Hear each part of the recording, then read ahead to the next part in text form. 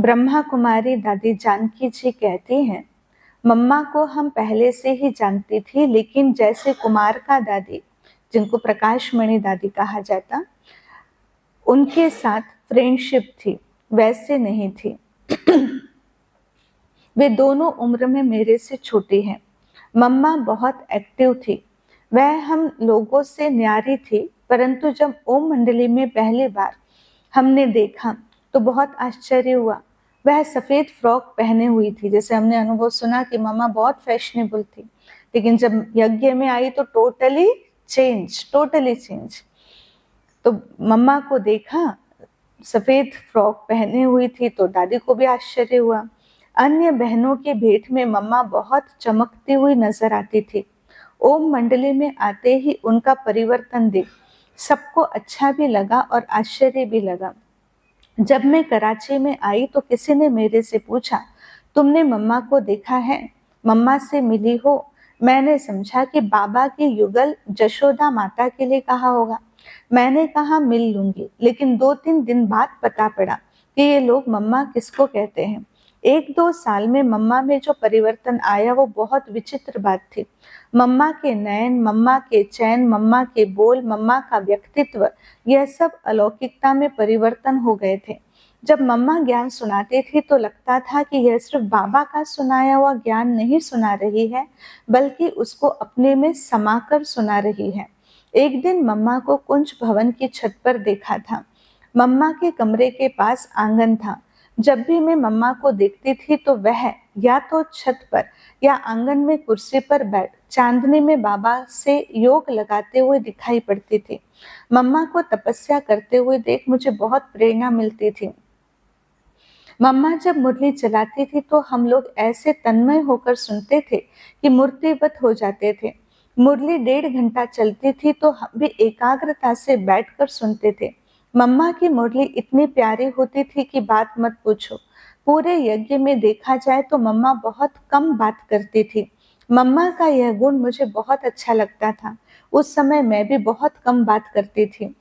अंतर्मुखता की यह प्रेरणा मैंने मम्मा से प्राप्त की।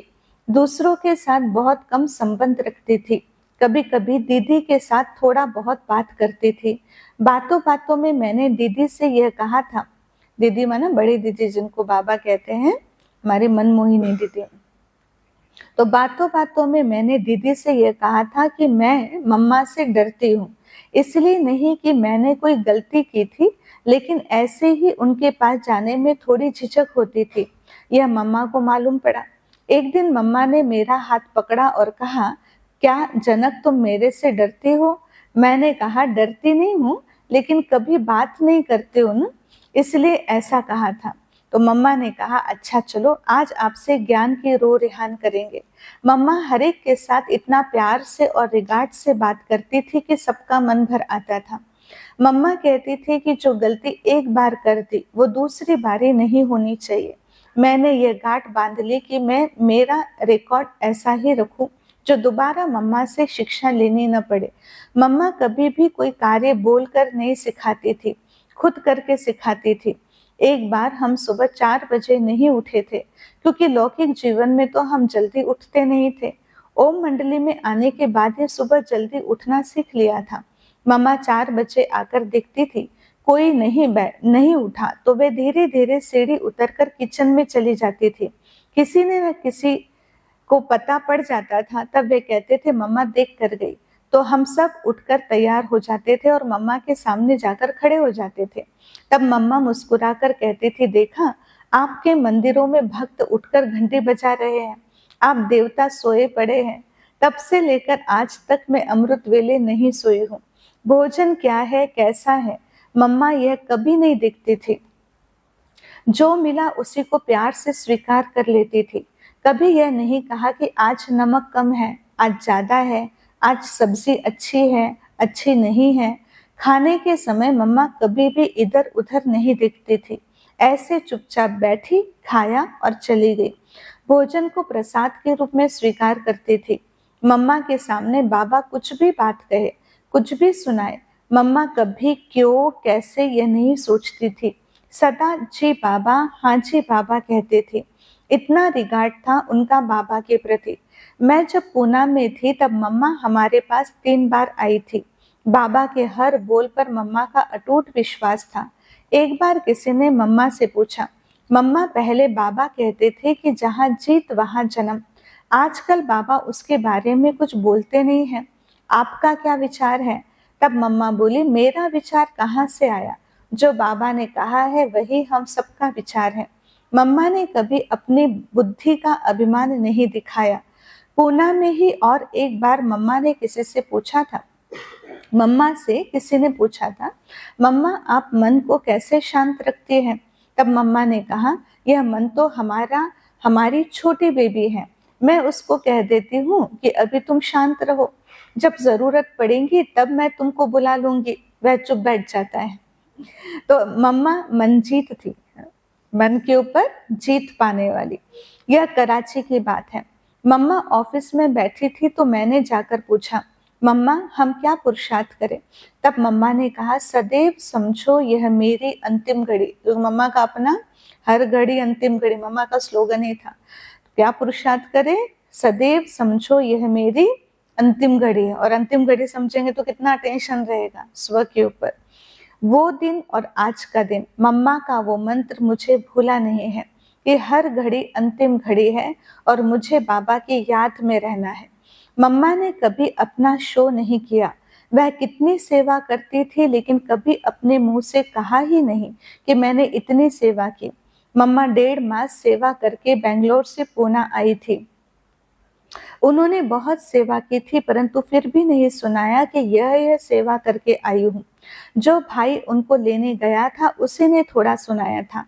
तब हमने मम्मा से पूछा तो उन्होंने कहा, सेवा अच्छी थी, इतना ही कहा, इससे ज्यादा कुछ भी नहीं कहा। इस प्रकार मम्मा अपने बारे में, किए हुए कार्य के बारे में कभी दूसरों को नहीं बताती थी। वे जितना त्यागी थी उतना ही वैरागी थी और उतना ही तपस्वी थी। मम्मा को मैंने राधे के रूप में भी देखा, सरस्वती के रूप में भी देखा,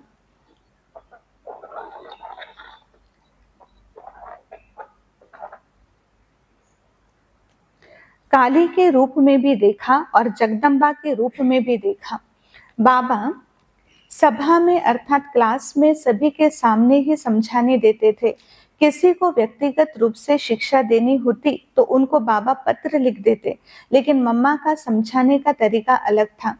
मम्मा उस वत्स के कानों में कह देती थी अथवा इशारा कर देती थी और बहुत प्यार से कहती थी। ऐसे नहीं कि किसी की सुनी सुनाई बातों के आधार पर मम्मा उनको शिक्षा देती थी। मम्मा समय देकर उसको प्यार से समझाती थी और गजब की बात यह होती थी कि मम्मा उस व्यक्ति को भी महसूस नहीं होने देती थी कि मम्मा मुझे किसी के कहने के अनुसार शिक्षा दे रही है। मम्मा की शिक्षा को हर एक यज्ञवत्स अपनी माँ की ही शिक्षा समझकर लेता था। हर एक को लगता था कि मम्मा जो भी हमें कह रही है हमारी भलाई के लिए। बाबा की शिक्षा बहुत शक्तिशाली होती थी, कारण कि उसको सुनने और समझने की शक्ति चाहिए। शक्तिशाली आत्मा ही बाबा की शिक्षा हजम कर पाती थी, सबका नहीं था। और शक्तिशाली आत्मा ही बाबा की शिक्षा हजम कर पाती थी, क्योंकि शिक्षा किसकी? सर्वशक्तिवान की। बाबा बोलता था जो बोलना है वो फटाफट से 1 घाव और 2 टुकड़े, मना करना है ऐसे करो, नहीं तो ऐसे, बिल्कुल। लेकिन मम्मा बहुत प्यार से। तो इस कारण आम तौर पर किसी बच्चे को समझाना हो तो बाबा सीधा उस बच्चे को नहीं बोलते थे, लेकिन उस बच्चे के सामने ही मम्मा को कहते थे। देखो कितना युक्ति से, माना मम्मा की कितनी पावर थी, स्थिति कितनी शक्तिशाली थी। किसी को डायरेक्ट सुनाए तो वो हजम नहीं कर पाता, लेकिन बाबा को अगर किसी को कहना हो तो किसको समझाते थे? सीधा मम्मा को। तो उस बच्चे के सामने ही मम्मा को कहते थे, तो वह बच्चा समझ लेता था कि मेरे कारण मम्मा को इतनी सारी बातें सुननी पड़ी। कितनी पावरफुल मम्मा। फिर वही मम्मा से अपनी गलती कबूल करता था और आगे के लिए ध्यान रखता था। मम्मा ने कभी बाबा को साधारण समझा ही नहीं। बाबा की हर बात को पूर्णतः सम्मान दिया और सम्मान देकर उसका पूरा परिपालन किया।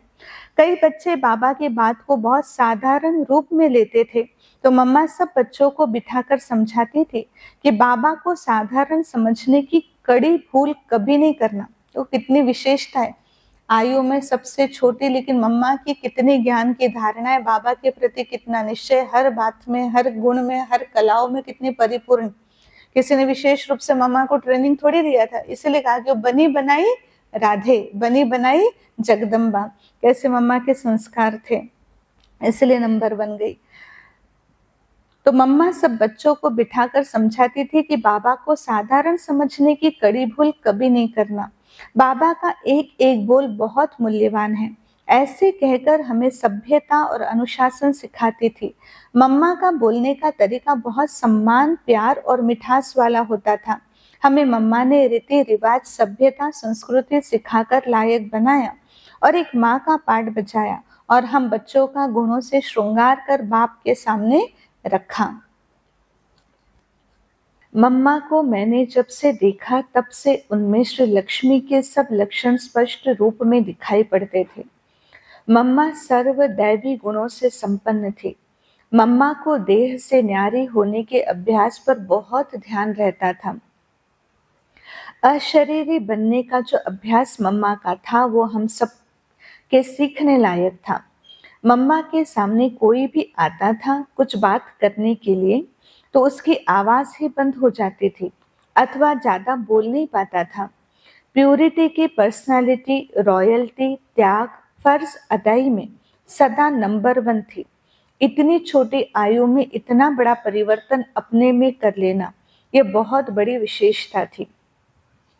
मम्मा ने बाबा की वफादार बेटी बन कर्तव्य निभाने का और हम सब यज्ञ वत्सों की अलौकिक मां बनकर फर्ज अदाई का दोनों पाठ बजाए। मम्मा के मुख से जो वाक्य निकलते थे, राय सलाह निकलती थी, सुनने वालों के लिए वे सब वरदान बन गए।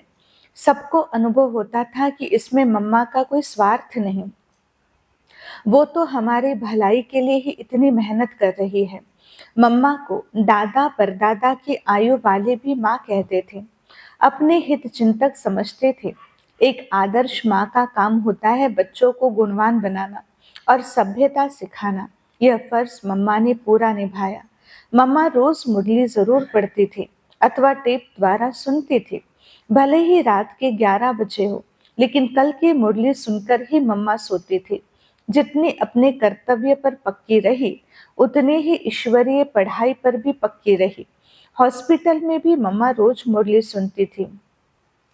हमने मम्मा को सदा अलर्ट और एक्यूरेट देखा है। हमने कभी भी मम्मा की आंखें थकी हुई नहीं देखी है। सदा उनके नयन बाबा की याद में मगन देखे हैं।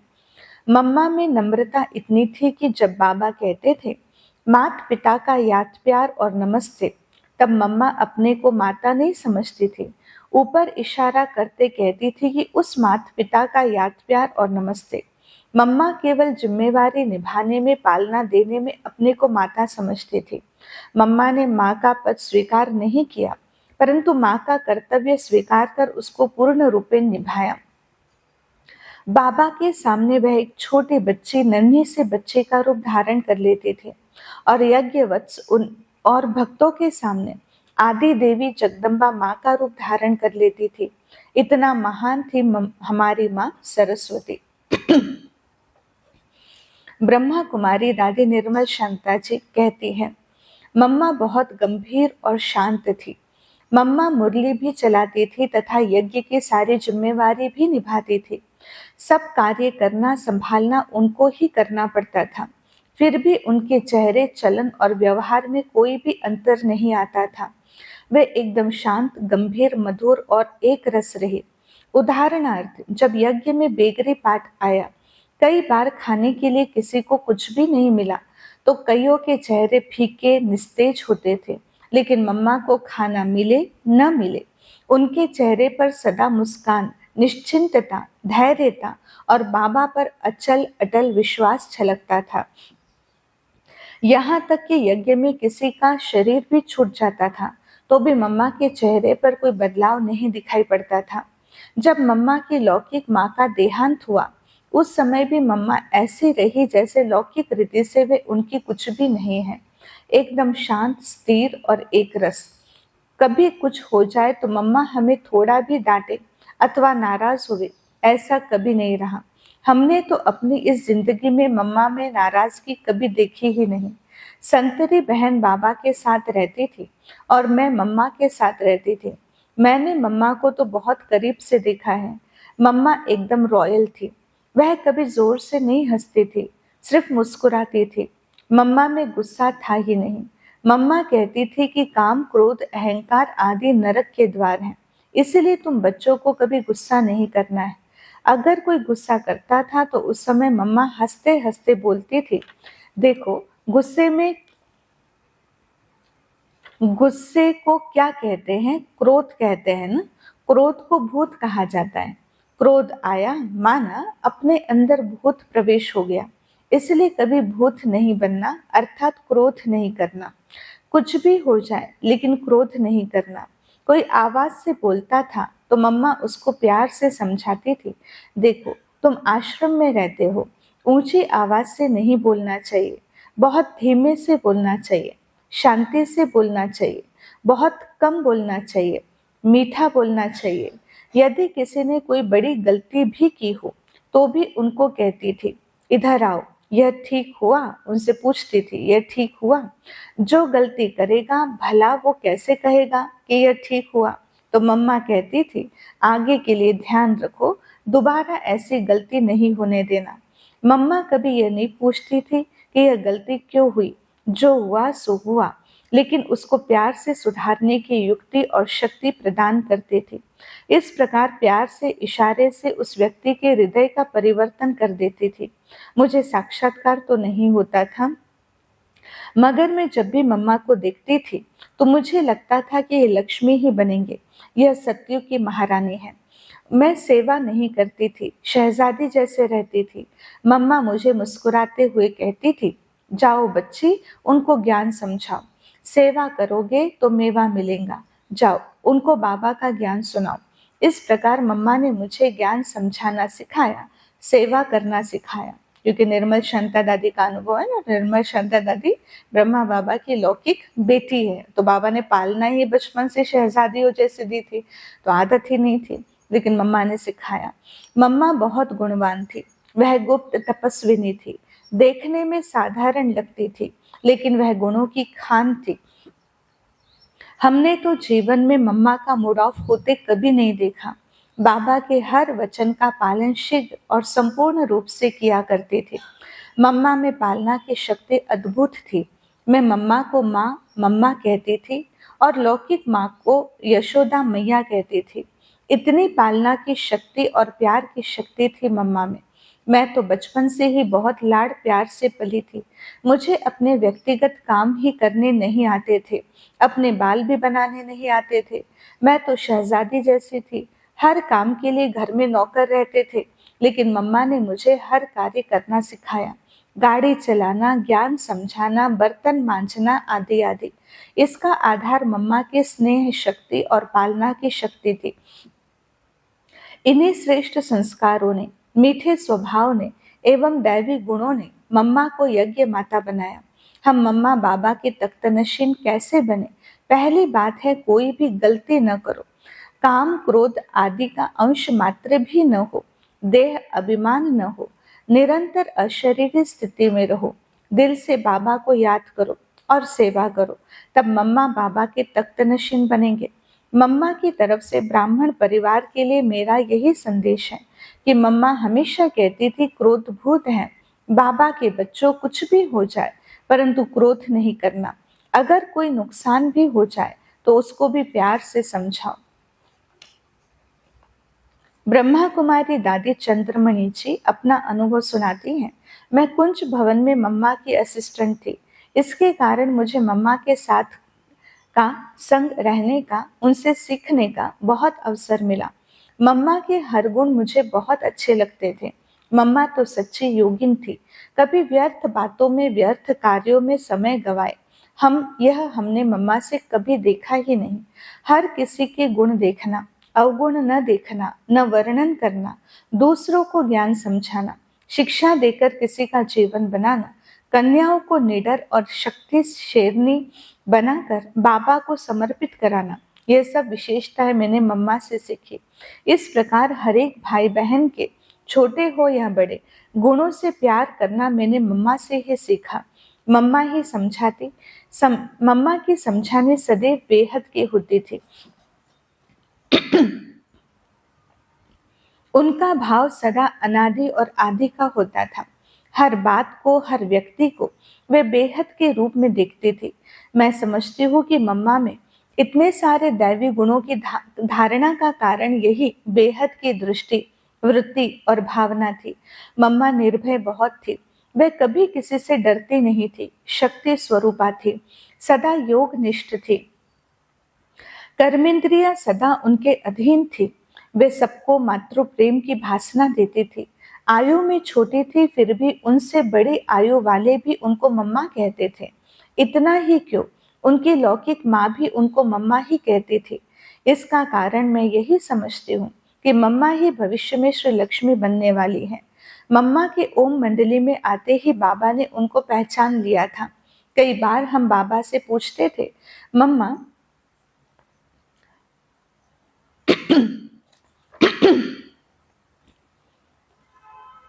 कई बार हम मम्मा से पूछते थे, मम्मा आप क्या सोच रही हैं, कहाँ हैं? तब मम्मा बोलती थी, मैं यहाँ नहीं चल रही हूँ, मैं वैकुंठ की धरनी पर चल रही हूँ। कभी कभी हमें सुनाती थी कि मुझे महारानी श्री लक्ष्मी के रूप में ये अनुभव हुआ, महाराज कुमारी श्री राधे के रूप में ये अनुभव हुआ। अपने भविष्य और बाबा के महावाक्यों पर मम्मा का निश्चय 100% था। बाबा ने कहा, उन्होंने माना और वैसे चलकर दिखाया। मम्मा की हर बात शक्तिशाली होती थी, योग में, ज्ञान में, धारणा में और सेवा में। मम्मा में न किसी के प्रति आकर्षण हुआ और न किसी से नफरत की। मम्मा ने सबको अपना बनाया और वह सबके बनकर रही। इस प्रकार मम्मा शक्ति थी, माँ थी और साधारण असाधारण सिद्धि स्वरूपा थी।